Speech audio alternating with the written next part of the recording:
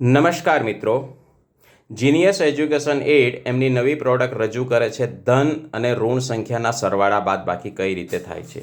તમે જોઈ શકો છો તો અહીં આ એક 12-18નું એક ચાર્ટ લેવામાં આવ્યું છે અને એની સાથે વત્તા અને ઓછાના ટુકડા પણ આપવામાં આવ્યા છે.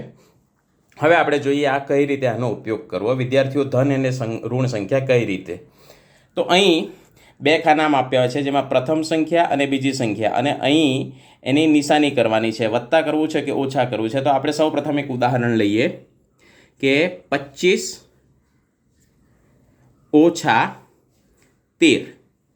હવે 25 ઓછા 13 કેટલા થાય છે તે આપણે જોઈએ. તો અહીં પ્રથમ છે કે પ્રથમ સંખ્યા જો ધન હોય તો ધન સંખ્યાના ખાનામાં અને ઋણ સંખ્યા હોય તો ઋણ સંખ્યા ખાનામાં તે સંખ્યા જેટલા ટુકડા મૂકો. તો હવે આપણી પ્રથમ સંખ્યા ધન છે, તો આપણે આ ધન સંખ્યાના ખાનામાં 25 સંખ્યા લખવાની છે. તો કઈ રીતે?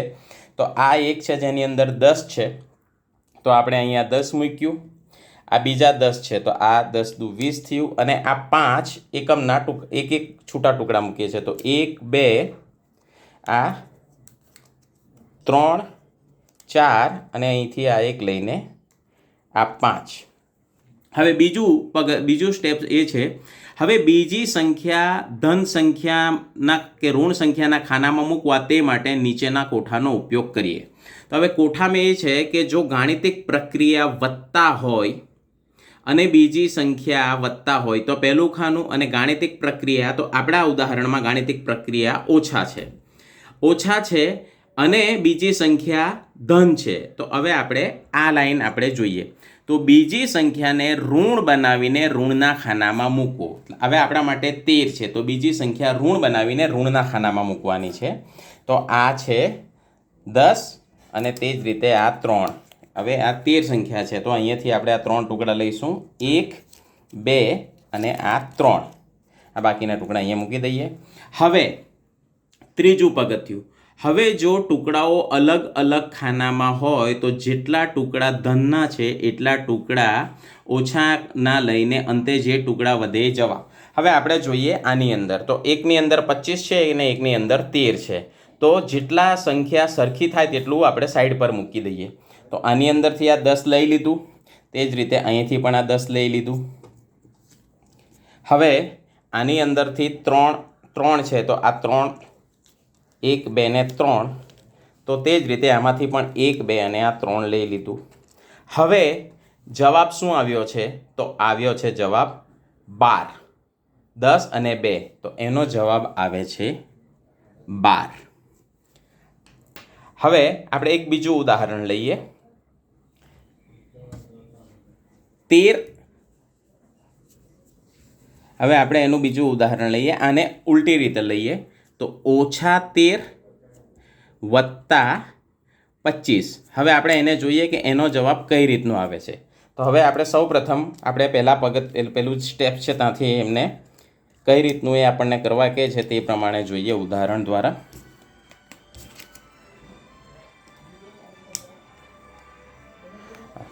હવે પ્રથમ સંખ્યા જો ધન હોય તો ધનની ખાનામાં મૂકવાનું અને ઋણ હોય તો ઋણના ખાનામાં મૂકવાનું. તો અહીંયા આપણા કિસ્સામાં પ્રથમ સંખ્યા ઓછા 13 છે, તો આપણે પ્રથમ ઓછા 13માં લઈએ. તો આ 10 અને આ 1 2 અને આ 3 ઓછા 13. હવે બીજી સંખ્યા આપણે લેવાનું છે, એના ટુકડા પ્રમાણે લેવાનું છે. તો હવે આપણે બીજી સંખ્યા શું છે? તો ગાણિતિક પ્રક્રિયા અહીંયા આપણા કિસ્સામાં વત્તા છે, તો વત્તા, અને બીજી સંખ્યા કઈ છે? વત્તા છે. તો હવે આપણે બીજી સંખ્યાને વત્તાના ખાનામાં મૂકવાનું છે. તો બીજા ખાનામાં વત્તા પ્રમાણે, તો આ 10 અહીંયાથી લઈને આ 20 અને આ 5 ટુકડા, તો 1 2 3 4 અને આ 5 આવી ગયું છે. હવે બંને ખાનામાં સરખા બહાર કાઢવાના છે. તો આમાંથી આ અને આમાંથી આ બંને 10 10 બહાર કાઢી દીધા. હવે આ બાજુ 3 છે, તો આ 3 અને આ 1 2 ને આ 3. તો આ રીતે આનો જવાબ પણ 12 આવશે. હવે આપણે એક ત્રીજું ઉદાહરણ લઈએ કે જેની અંદર ઓછા આવે. તો હવે આપણે લઈશું ઓછા 13 ઓછા 6. હવે આપણે આ રીતનું ઉદાહરણ લઈએ તો એનો જવાબ શું આવે છે એ જોઈએ. આનો જવાબ આપણે સાફ કરી નાખીએ.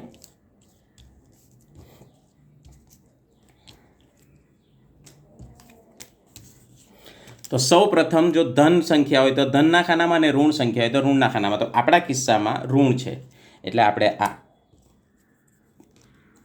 13, 11, 12 અને 13. હવે ઓછા છે તો ઓછી ગાણિતિક પ્રક્રિયા ઓછી છે અને ત્યાર પછી સંખ્યા કઈ છે તો ઓછા છે. જો બીજી સંખ્યા ઋણ હોય તો બીજી સંખ્યાને ધન બનાવીને ધનના ખાનામાં મૂકવાનું. તો હવે એ સંજોગોમાં હવે આપણી પાસે 6 છે તો આપણે 6 ટુકડા અહીંયા લઈશું. 1, 2, 3, 4, 5 અને 6. હવે આ પ્રક્રિયા પૂરી થઈ છે. હવે શું કરવાનું છે? ટુકડા બંનેમાંથી સરખા બાદ કરવાના છે. તો હવે આપણે જોઈ શકીએ છીએ તો અહીં તો એક છૂટક 3 જ ટુકડા છે અને અહીં 6 છે. તો આપણે શું કરશું? આ 10ને અહીંયા મૂકશું ને એના બદલામાં આપણે 10 ટુકડા લઈશું. 1, 2, 3, 4,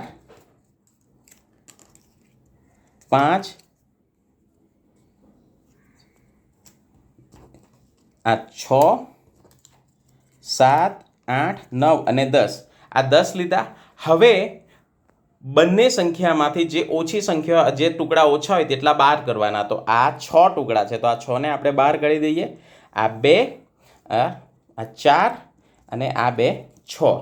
હવે જે વધે એ એનો જવાબ છે. તો આ કિસ્સામાં આપણે જોઈએ તો 2, 3, 4, 5, 6 અને 7.